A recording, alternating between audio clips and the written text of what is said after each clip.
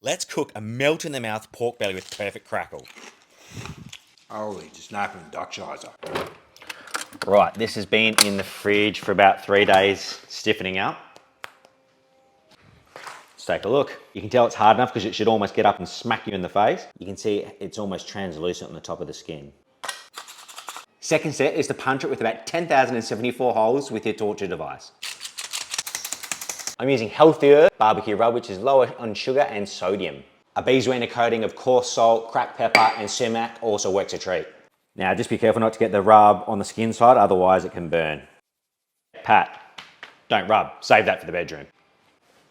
Now going into bacon tray with the rack at the bottom, a little bit of water at and this will aid to make some gravy at the end. Now we want the pork belly at an angle to stop the liquid pooling on the top, so we just have a bit of alfoil at the end and we're going to angle it from there.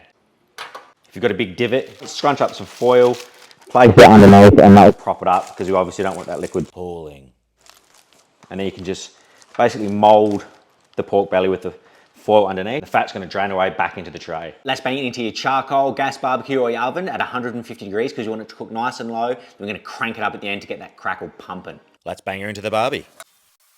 So you're aiming for about 150 Celsius, 300 Fahrenheit for about 2 hours until you can push a skewer through it and it has very little resistance in the meat. Over 2 hours, the skin gets dark and I can push the skewer straight through the prick.